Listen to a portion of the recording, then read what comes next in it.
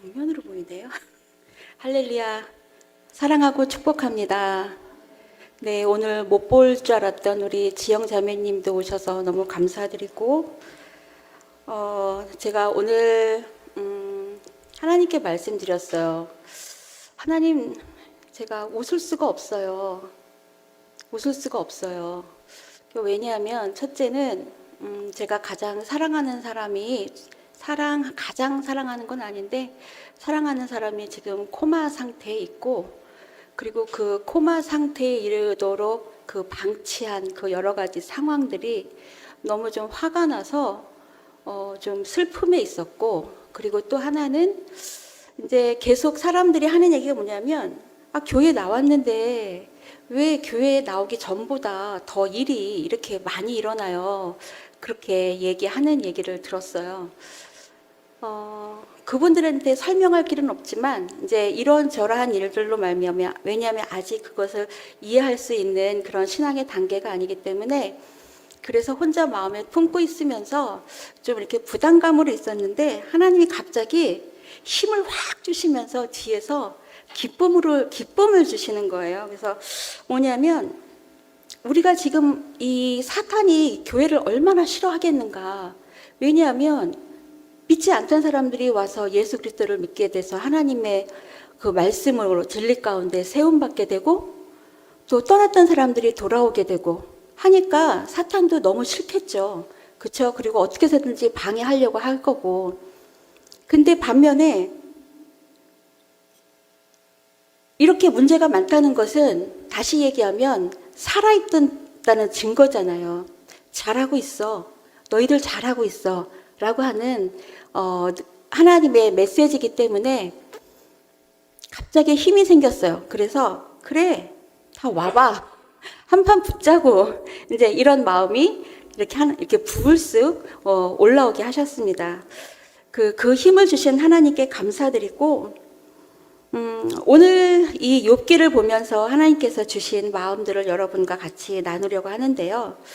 그 시험지 하면은 여러분은 어떤 것들이 떠오르십니까?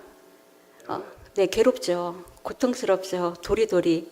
그래서 고등학교 딱 졸업하고 나서 대학교 딱 졸업해서 좋은 거 뭐였냐면, 드디어 해방됐다. 이제 시험이 끝났다. 해방되었네. 이제 이런 마음이 있었지만, 그러나 그 뒤에 인생의 또 다른 시험과 고난과 이런 상황들이 있다는 것을 몰랐죠. 그렇지만 우리가 사회에 나가거나 결혼을 하게 되거나 이러면 새로운 파라다이스로 들어가는 줄 알았지만, 새로운 파라다이스가 아니라 거기는 또 다른 시험의 장소였잖아요. 이렇게 하나님 앞에서 받는 그 인생 시험지와 또 학교에서 받았던 그 시험지에는 좀 차이가 있습니다. 어떤 차이가 있을 것 같습니까? 이 하나님으로부터 받는 이 시험지는요, 예를 들면 학교로 설명하면 이런 거예요. 어느 날 갑자기 우리 담임 선생님이 2학년 1반 교실에서 만나자고 했다고 미술 선생님이 그곳으로 가보라고 얘기를 해요. 그래서 딱 갔는데 선생님은 안 보이고 그곳에서 뭔가 저한테 딱 주어지는 걸, 시험지. 이거 봐. 라고 얘기를 하는 거죠. 그런데 시험들을 딱 봤는데 무슨 말인지 모르겠어. 하나도 이해가 안 가.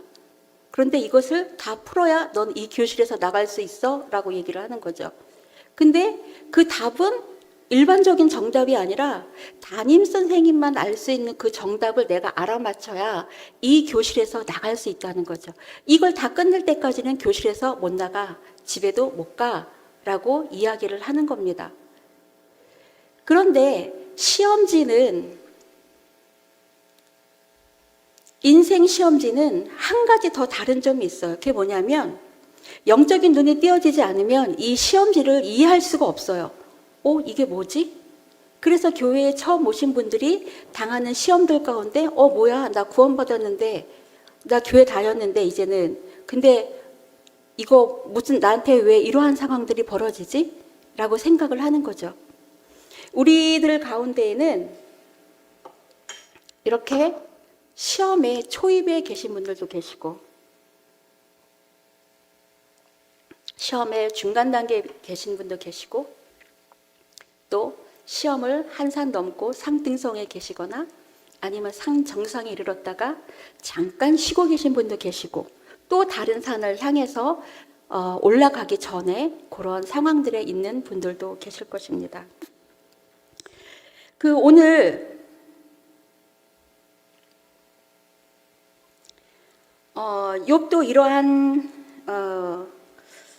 시험을 받은 사람 중에 한 사람인데요. 그런데 참 어려운 건 뭐냐면 이렇게 딱히 시험을 잘 치른 사람을 만나기가 어려워요. 그러니까 모세 같은 사람도 한 사람이었고 아브라함과 같은 사람도 한 사람이었고 요셉, 엘리야, 다윗과 같은 사람도 다 한 사람이었습니다.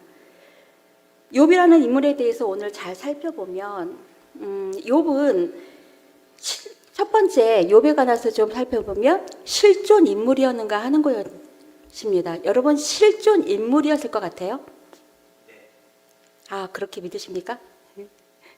네, 에스겔서에 보면요 이런 말이 나와요. 하나님께서 이스라엘 백성들한테 진노를 쏟으실 때 그 안에 노아와 다니엘과 욥, 이 사람들은 의인이라고 불러진 사람들이잖아요. 있을지라도 그들 생명만 구원받고 그들이 기도해도 그들로 말미암아 다른 사람 생명을 구원받지 못해.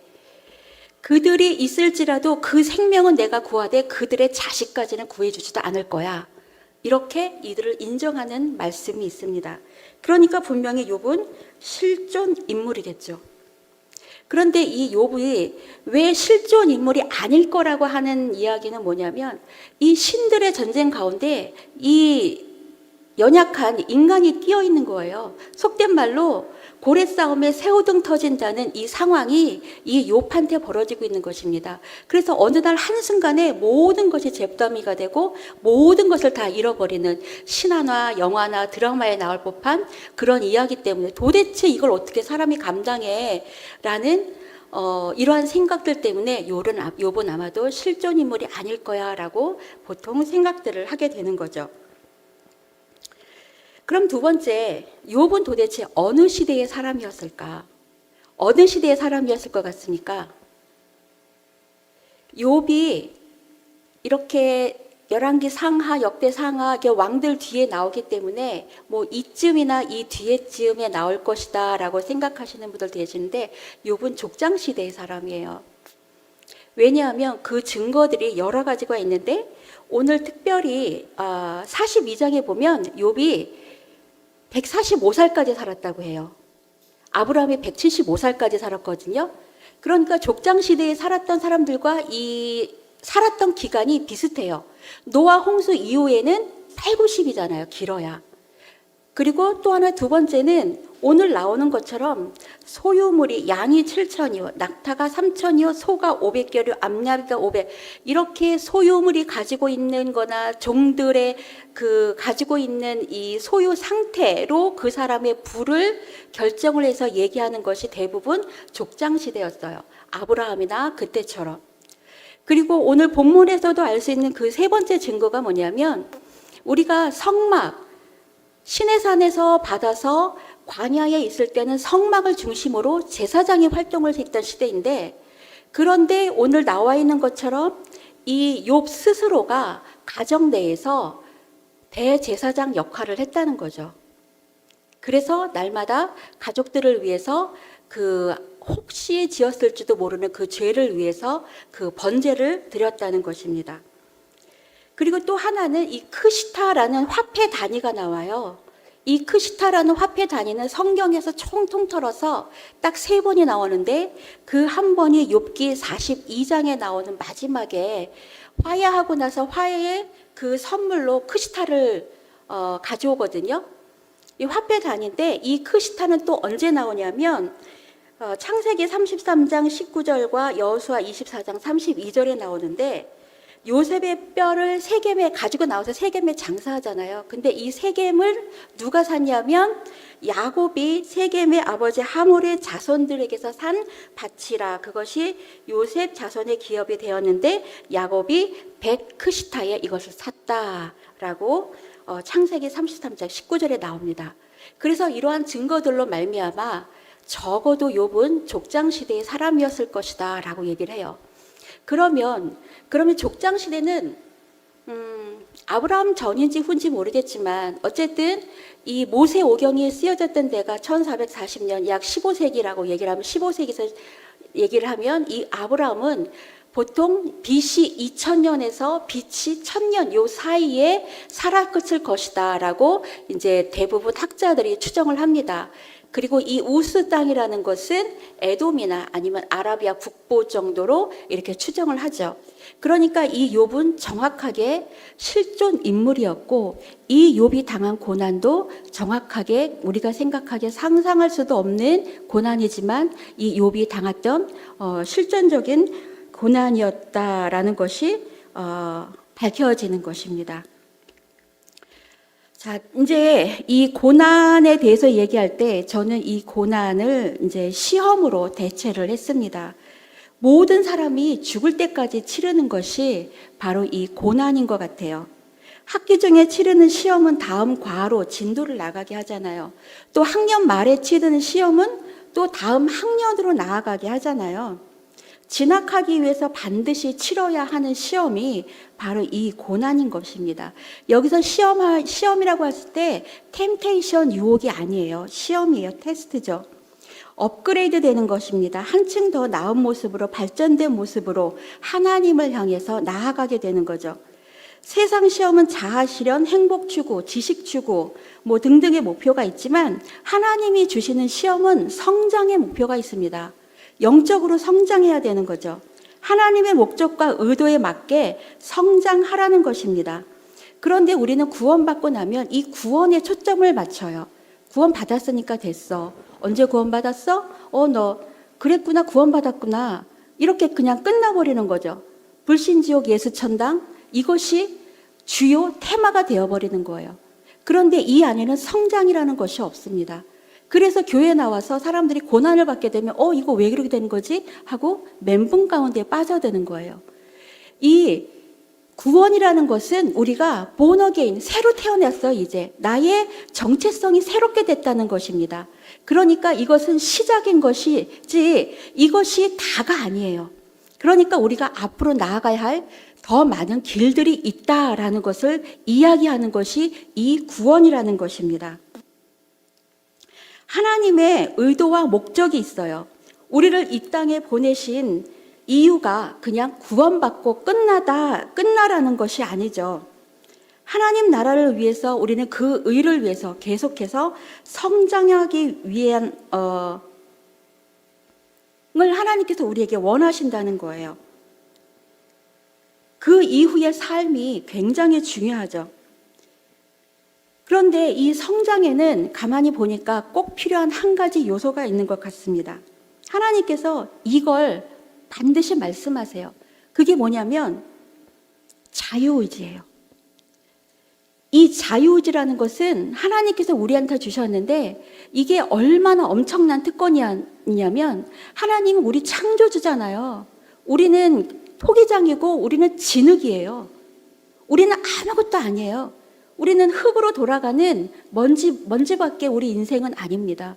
막 살아서 말하고 생각하고 뭔가 이루고 이러니까 사람이 대단해 보이지만 우리는 하나님 앞에서 아무것도 아닌 존재인데 그런데 하나님의 자유의지를 주셨다는 것은 그 크신 하나님을 대적해서 그 크신 하나님을 반대할 수 있는 능력을 우리한테 너 한번 가져봐라고 주셨다는 거예요. 이게 엄청난 큰 선물입니다.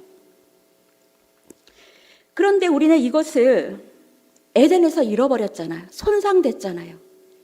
이 자유의지를 가지고 하나님께 나가야 되는데 이 자유의지를 가지고 나 좋은 대로 썼단 말이죠. 그래서 이 시험과 고난이라는 것은 이 자유의지와 연결이 되어 있는 것 같아요. 시험과 고난을 통해서 우리의 자유의지가 내가 원하는 것이 점점점 잘려지고 하나님께서 원하는 방향으로 나아가게 되는 것이죠. 나를 죽이고 내 삶을 살려고 발버둥 쳤던 그 자아들이 하나씩 없어지면서 나의 자유의지가 이제는 올바르게 하나님을 선택하게 되는 그 절정에 이르기 때문에 하나님은 계속해서 우리 삶 가운데 고난이라는 것을 허락하는 것 같습니다.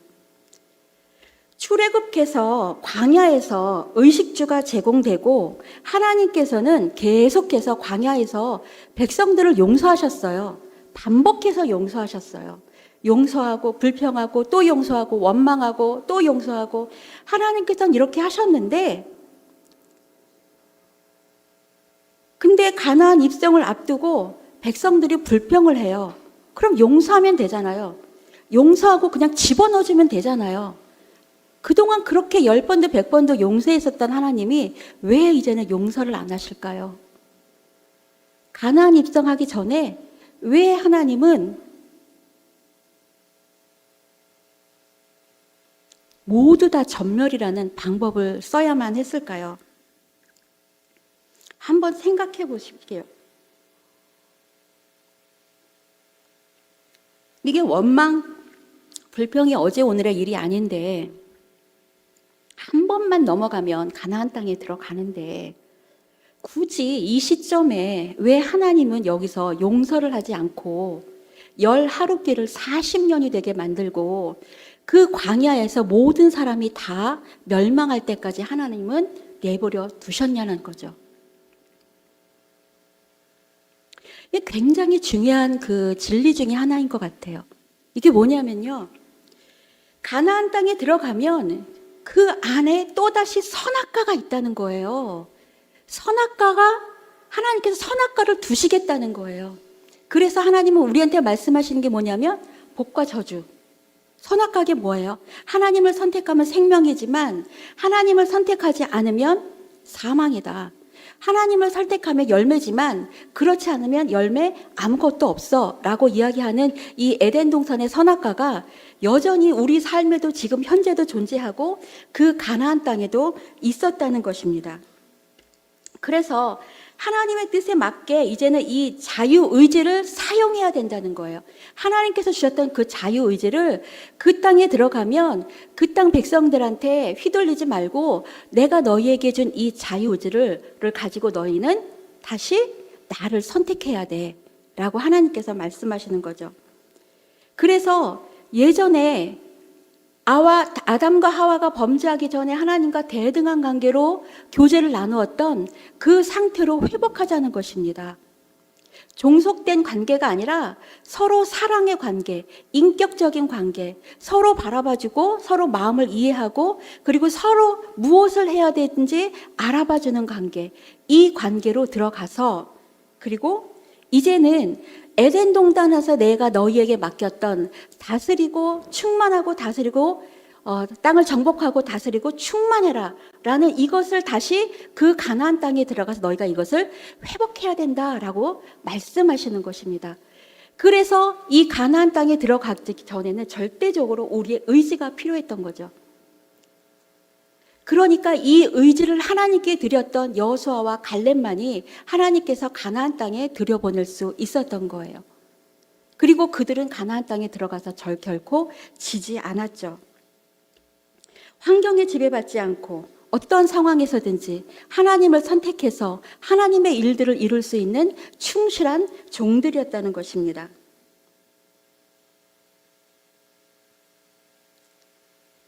그런데 가나안 땅의 백성들이 이세들이 들어갔을 때 왜 이들은 계속해서 우상 숭배를 했냐는 것이죠. 하나님은요, 우리가 구한다고 무조건 주시는 분이 아니에요. 다 주시는 분이 아니라 이것을 완수하면 그 다음 단계로, 이것을 완수하면 그 다음 단계로. 그래서 그 가운데서 평안과 평화, 번영, 복을 누리면서 살기를 원하시는 것이지 우리가 어린데 무조건 칼을 달라고 해서 그것을 주시는 분이 아니라는 거죠. 그런데 이스라엘 백성들이 기도했는데 하나님 안 주시거든요. 그러니까 어디로 가는 거예요? 사단 앞으로 가는 거예요. 여기 가니까 이렇게 하니까 비가 오네. 이거 없었던 곡식이 생기네. 아이고 좋아라. 그래서 양다리 걸치게 되는 상황들이 벌어지게 되는 것이죠. 그래서 하나님은 아주 정확하신 분이십니다.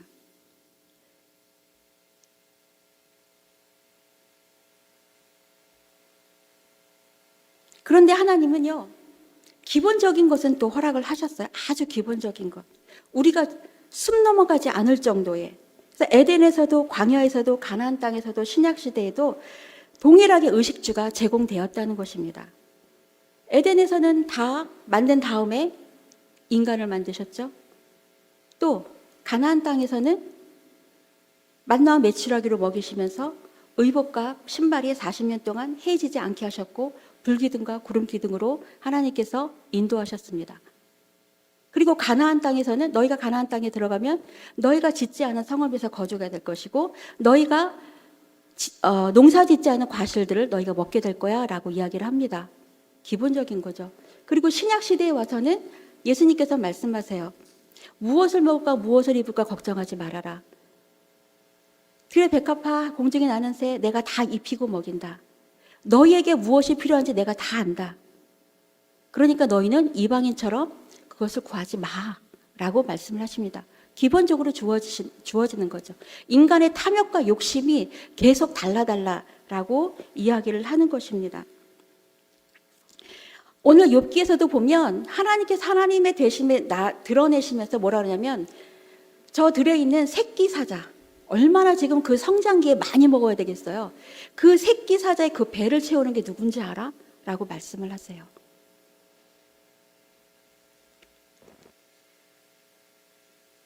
죄의 종로를 타던 상태에서 자신을 위해서 살던 사람들이 이제는 하나님의 영광을 힘입어서 하나님의 영광을 위해서 살아야 되는데 계속해서 머물러 있는 것이 문제가 되어지는 것입니다. 이 비밀을 깨달으시고 그리고 삶을 누리게 되시기를 주님의 이름으로 축복합니다. 자, 욥이 의인이라고 하는 것은요. 하나님의 목적과 의도에 맞게 살았다는 거죠. 자유의지를 하나님께 드리며 살았다는 거예요. 말씀이 육신이 돼서 이 땅에 오신 예수님처럼 하나님을 경외하며 악에서 떠난 자더라 이렇게 얘기를 하는데 하나님의 것들이 내 안에 충만해져서 그것들을 내어드려서 하나님께서 일하도록 하셨다라는 것이 욥의 이름 안에 들어가 있대요. 하나님이 아브라함에게 요구하신 것이 너는 내 앞에서 완전해라. 그리고 가나안 입성한 백성들에게 요구하셨던 것도 너는 내 앞에서 완전해라 라는 것입니다. 이 완전은 인격이 보배롭게 성숙했다는 것이지 뭘 잘하고 잘 지키고 했다는 게 아니에요. 사람 수대로 번제를 드리는 거 굉장히 쉽지 않은데 욥은 이렇게까지 해냈다는 것입니다. 우리는 지금 학교 교육은 관심은 굉장히 많은데 신앙적인 교육에는 관심이 없잖아요. 그런데 이 신앙적인 교육을 받지 않은 이들이 또 자라나서 하나님을 알아야 되는 이 경험을 해야 된다면 또다시 이들에게 똑같은 고난들이 계속해서 하나님을 알기 위해서 있을 것이라는 것이기 때문에 우리는 어렸을 때부터 경각심을 가지고 하나님이 어떤 사람인지 어떤 분이신지 아이들한테 계속해서 가르쳐주는 것이 필요합니다. 어떻게 말씀으로 살아내야 하는지 가르쳐주기를 원하시는 거죠. 자, 욥기는 의인은 왜 고난을 받는가라는 것에 대해서 사실 뾰족한 답을 주지는 않습니다. 하지만 우리가 고난, 믿음, 인내에 초점이 맞춰 있다고 생각을 하는데 욥기 1장부터 42장까지 쭉 읽어보면 사실은 그것보다는 하나님에 대해서 말하고 있습니다. 하나님이 어떤 분이신가? 결국은 욥이 그 하나님을 귀로만 듣다가 눈으로 봤을 때 하나님 앞에서 엎드려졌어요. 욥은 고매한 인격과 성품의 소유자로서 하나님을 섬기는 일이나 도덕법을 지키는 일에 있어서도 하나님께서 굉장히 프라이드를 가지고 참소가 목적인 사단 앞에 딱 들이밀 정도로 자랑스러운 욥이었어요. 가만히 보시면 오늘 본문을 보시면 알겠지만 이것은 사단이 먼저 참소한 게 아니라 하나님이 먼저 자랑한 것입니다. 하나님이 먼저 들이밀었어요, 욥을. 매일 누가 이렇더라 저렇더라 하면서 귀가 따가울 정도로 참소하는 소리를 듣고 계시는데 욥은 사단 앞에 하나님의 무기였던 거죠. 내가 내 종 욥을 주위에서 봤느냐? 그와 같이 온전하고 정직하여 하나님을 경외하며 악에서 떠난 자는 세상에 없다. 드디어 하나님 마음에 합한 그 한 사람을 하나님께서 사단에게 들이민겨서 드디어 찾았어. 봐봐. 말씀하시는 거죠. 그만큼 욥은 하나님의 뜻을 알고 분별하고 통찰하는 지혜도 있었고요. 상당한 수준에 있었다는 이야기가 됩니다. 왜냐하면 세상에 없다라고 얘기를 해요. 하나님을 경외하며 악에서 떠난 자가 세상에 없다. 하나님이 인정을 하시는 것입니다. 그럼에도 불구하고 오늘 욥은 하나님으로부터 새로운 시험지를 받게 됐죠. 풀어야죠. 그래서 주변 사람들이 푸는 방법을 이야기해 줍니다. 엘리바스, 빌닷, 소발. 이들은 지식으로 논쟁이 가능할 정도로 굉장히 지식에 있어서 탁월한 자들이었다고 해요. 네가 잘못해서 그래. 인과응보야. 그런데 욥은 아니야, 난 잘못한 게 없어. 라고 끝까지 얘기를 하면서 하나님도 완전한 자라 잘못이 없다. 라고 인정을 해주시는데 오죽하면 욥이 이들을 향해서 하는 말이 뭐냐면 야, 너희는 재난을 주는 위로자들이구나. 나도 너희를 향해서 머리를 찌찌하면서 너희를 칠 수 있어. 라고 친구들을 향해서 이야기를 합니다. 위로해 주러 온 그 사람들을 위해서. 향해서. 그래서 이때 욥이 한 건 뭐냐면 주신 자도 여호와시고 거둔 자도 여호와시 나는 원망하지 않겠다. 입술로 죄짓지 않겠다. 단련시킨 후에 내가 정금같이 나아가겠다. 우리가 다 아는 이 말씀들을 하게 됩니다. 주옥 같은 말씀이죠. 내게 작정하신 것을 이루실 것이고 그에게는 이러한 일들이 흔하다라고 계속 욥이 붙들고 있습니다. 하나님을. 그런데요, 중요한 것은 욥기 어디에도 이들에 대한 하나님의 코멘트가 없어요. 인정하는 내용이 없습니다. 당대 최고의 학식과 지혜가 출중하다 하는 대만 사람 엘리바스, 수아 사람 빌다, 나아마 사람 소발, 지역과 이름 외에는 42장 어디에도 이들에 대한 코멘트가 없어요. 무슨 얘기입니까? 영양가가 없다는 얘기예요. 결국은 이들도 지치고 욥도 지치는 상황이 됩니다. 그래서 내 주변에 여호와를 경외하는 사람이 있음은 참으로 큰 복입니다. 하나님은 넘어졌을 때 일으켜줄 사람이 없는 사람은 화라 그랬어요. 그래서 우리는 이 사람 인자잖아요. 서로가 서로 붙잡아주고 격려해주고. 그러니까 시험지를 받았을 때 잘 모르겠거든 주변에 인정받는 리더자를 찾아가는 것도 좋은 방법 중에 하나일 수 있습니다. 왜냐하면 그분들은 더 이상 자기 생각과 자기 말을 하지 않아요. 하나님의 마음을 대신해서 전달해 주죠. 그런데 이분들의 특징은 말을 못한대요. 모세가 그랬습니다. 나는 말이 어눌한 자요. 예레미야가 그랬어요. 나는 어린아이요 말을 못하는 자입니다. 그렇지만 이들에게는 세상의 지혜와 지식의 말은 사라지고 여과가 충분히 되어져서 하나님의 말씀만 대언하는 하나님의 말만 할 수 있는 사람으로 남은 거죠. 말씀하신 대로 말하는 법을 배운 사람들입니다. 오늘날에도 이렇게 사용받는 사람들이 있어요. 그러니까 우리는 이런 한 사람이 돼야 되겠죠. 그런 한 사람들이 되시길 주님의 이름으로 축복을 합니다. 동정이나 연민이 사랑이 아니라 하나님의 공의가 사랑인 것입니다. 사랑은 언제나 오래 참고 온유하며 시기하지 않으며 자랑도 교만도 아니하며 모든 것 감싸주고 하나님이 우리한테 이렇게 하셨으니까 너희도 이렇게 살아라. 너희의 죄된 본성대로 이기적으로 살지 말고 최소한 너희는 서로 형제니 이렇게 살아라. 그래야 첫째는 내 마음이 기쁘고 그리고 둘째는 너희를 바라보는 믿지 않는 백성들이 너희가 나의 자녀인 것을 알지 않겠느냐라고 하나님께서 구체적으로 보편적인 최소한의 삶의 방법을 이야기해 주신 것입니다. 그러나 해야 할 과제가 있고 풀어야 할 시험지를 들고 있는데 무슨 말인지도 모르겠고 어떻게 풀어야 하는지도 모르는 사람들에게는 하나님께로 인도해 준 하나님을 경외하는 사람들이 필요한 것입니다.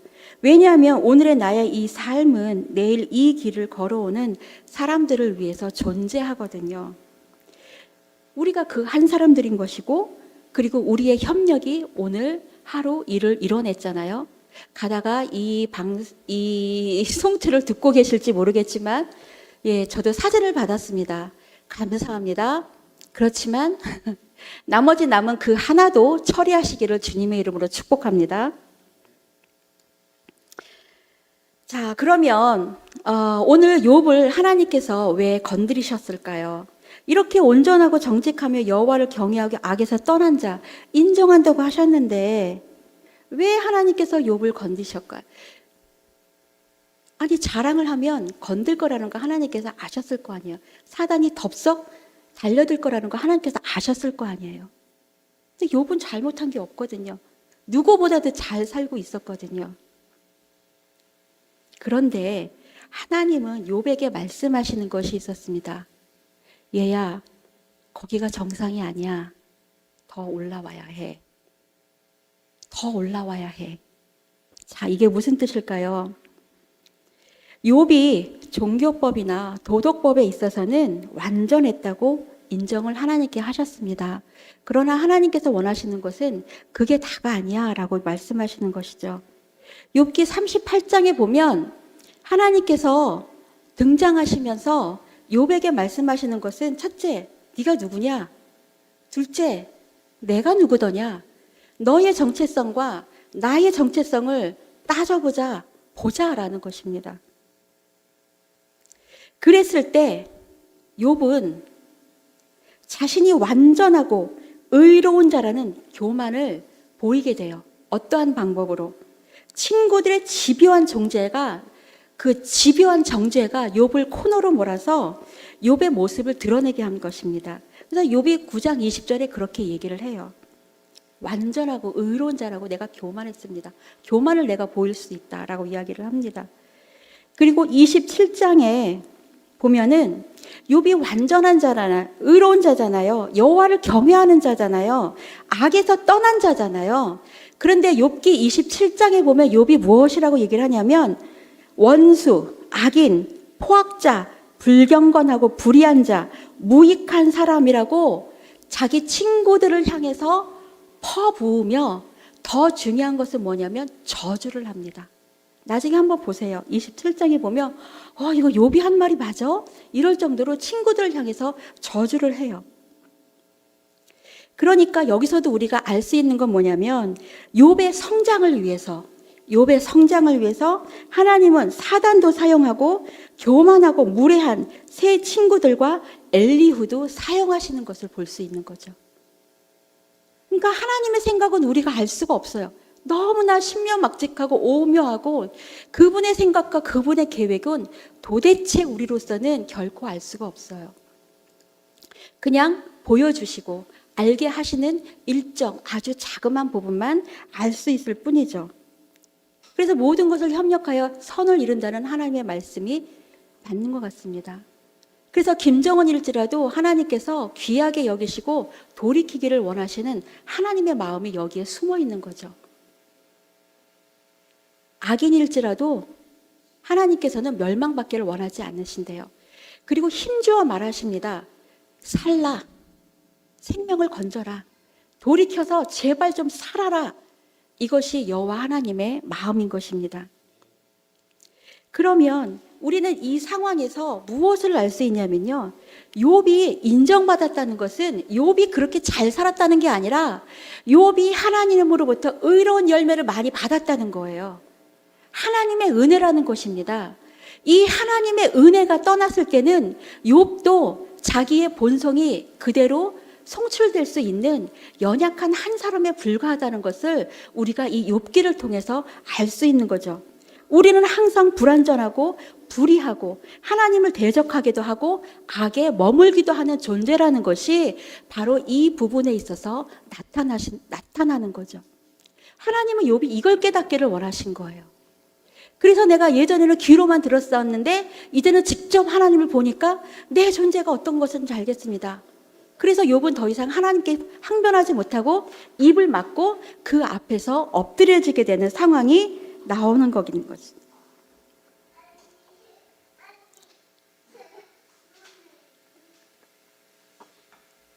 욥은 더 높이, 더 깊이, 욥이기 때문에 나아가기 위해서 이 정도의 고난이 필수였던 것이고 하나님을 이렇도록 경험하는 것이 필요한 것이었습니다. 왜냐하면 그렇지 않으면 욥의 그 의를 나는 의로운 자인데, 계속 나는 의로운 자인데, 난 잘못한 거 없어 라고 스스로 하나님 앞에서도 이야기하는 그 의로운 욥을 누가 어떻게 깨트릴 수 있었겠습니까?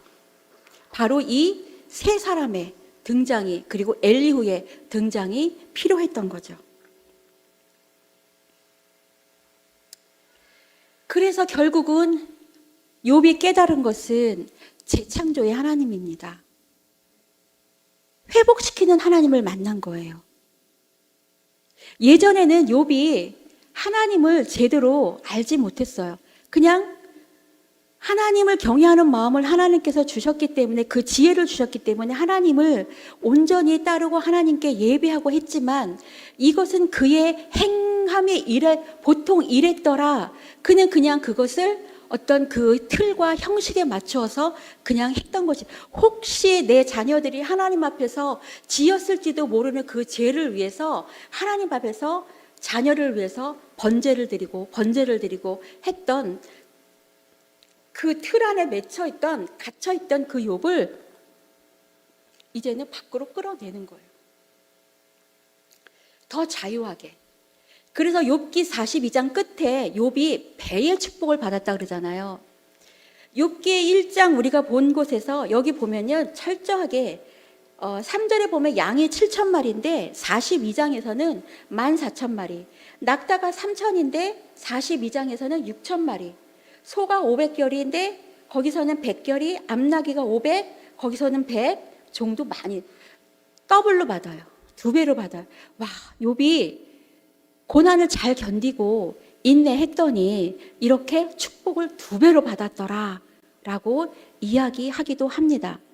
그러나 그것보다는 욥은 하나님을 알았어요. 이제 틀에 갇힌 하나님이 아닌 것입니다. 첫째 아들과 둘째 아들, 첫째 아들이 뭐라고 고백합니까?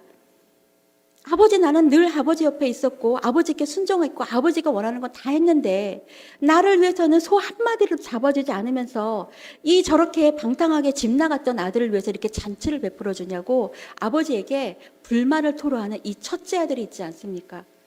그런데 아버지가 뭐라 그래요? 이 첫째 아들한테, 얘야, 내게 다 네 거야. 무슨 얘기냐면 욥은 더 큰 바다를 향해서, 더 깊은 심연을 향해서 나아갈 필요가 있었다는 것입니다.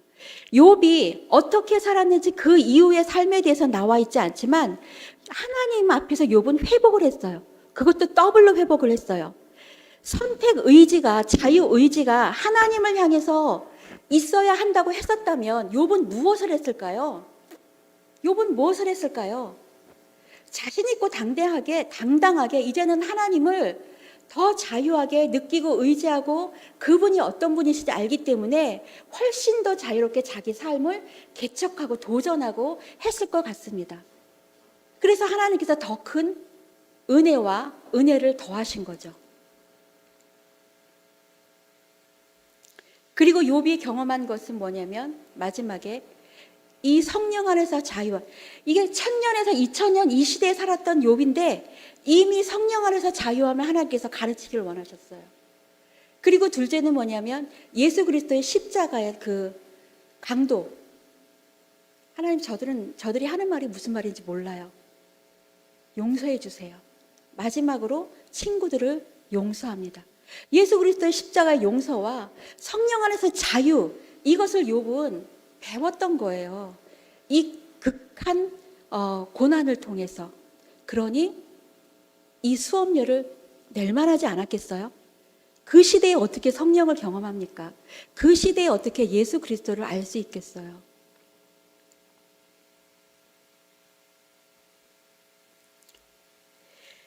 이제 마지막으로 우리가 고난 당할 때, 자, 욥은 고난을 당해서 이렇게까지 왔고, 그리고 이러한 것들을 하나님 앞에서 자기를 발견하고, 그리고 하나님 앞에서 배웠습니다. 그럼 이 과정들을 다시 한번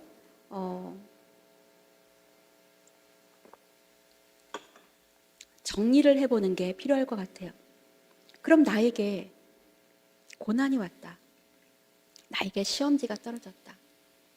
그럼 나는 이 시험들을 어떻게 풀어낼 것인가? 한번 생각해 보세요.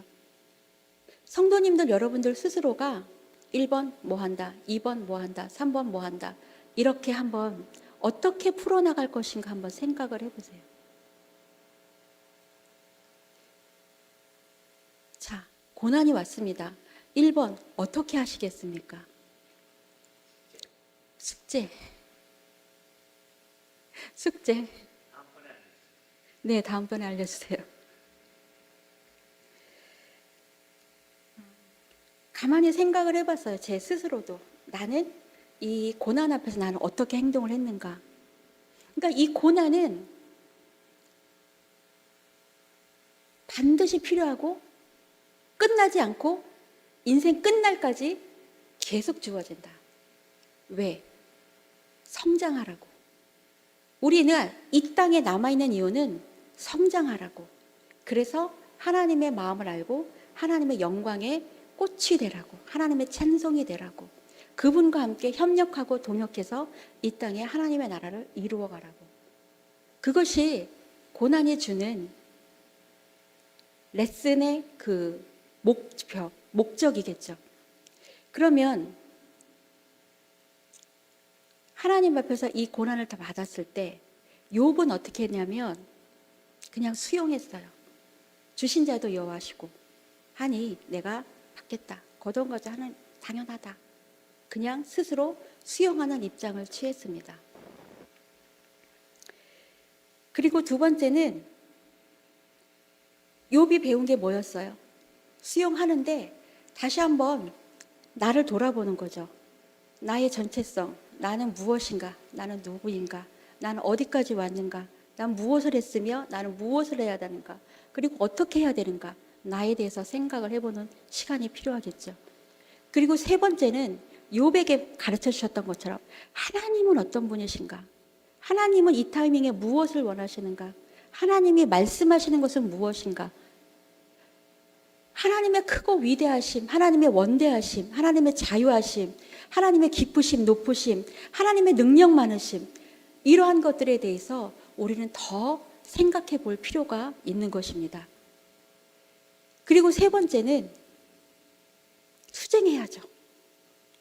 욥처럼 답답하잖아요. 그렇죠? 이게 무슨 상황인지 모르니까 혼돈이 되잖아요.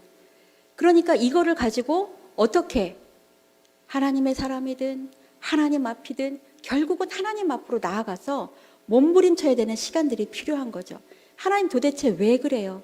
하나님 이거 어떻게 해야 돼요? 하나님 어떻게 해야 이것을 통과할 수 있겠습니까? 하나님께서 원하시는 것은 무엇입니까? 하나님 나에게 내가 가르침 받기를 원하시는 하나님의 원리 원칙이 또 다른 것이 있습니까? 하나님 이 시점에 내가 더 성장하기 위해서 다음 단계로 나아가기 위해서 하나님 제가 무엇을 완수해야 되겠습니까? 라고 계속해서 하나님 앞에서 묻는 작업들이 필요하겠죠. 그 욥은 이 하나님을 놓지 않았어요. 끝까지 하나님 나한테 나타나 주십시오. 하나님 나한테 말씀해 주십시오. 중간에 포기하지 않았어요. 그래서 결국은 하나님께서 38장에 딱 등장하셔서 욥의 고난이 이로 말미암아 끝나게 되는 그러한 결말로 이어지게 됩니다. 결국은 이 고난이라는 것은 그분의 부르심이잖아요. 나와 대면해 보자. 나와 만나자. 얘기하자. 내가 할 말이 있다. 라고 말씀하시는 것입니다. 그렇기 때문에 이때 우리의 자유의지가, 우리의 선택, 우리의 자유의지가 하나님을 선택해서 나와야 돼요. 싫어요. 라고 얘기를 하면 다시 광야에서 도는 시간들이 우리에게 필요하겠죠. 주어지겠죠. 답을 얻을 때까지 부르짖듯 몸부림치든 하나님께 저항하든 하나님께 대항을 하든 무얼 하든 어쨌든 하나님과 씨름해서 이겨야 하는 것입니다. 야곱이 하나님과 씨름해서 이겼다고 기도해서 이긴 게 아니라 너는 이제까지 너는 빼앗는 자였는데 이제는 은혜로 하나님 앞에서 얻는 자다라고 하나님께서 말씀하시는 거거든요. 우리가 그러한 자들이 되기를 축복합니다. 크고 작은 고난들이 우리가 지금 겪고 있습니다. 우리 포기하지 마십시다. 그리고 시간을 너무 지체하지도 마십시다. 그 시간은 하나님께서 우리에게 충분한 시간을 주지만 우리에게는 충분한 시간을 줘요. 그러나 하나님이 또 우리에게 무엇을 줬냐면 이것을 짧게 끝내고 이것을 길게 가져가고 이것이 하나님이 하시는 것이 아니라는 것입니다. 이것을 우리한테 주셨어요. 그게 중요한 거예요. 그래서 하나님은 계속 붙들고 계속해서 성장하기를 우리는 갈구해야 되는 것입니다. 오늘도 그 성장의 방편으로 우리 고난을 하나하나 하나님 방법대로 풀어나가는 참사랑교회 여러분과 제가 되기를 주님의 이름으로 축복합니다.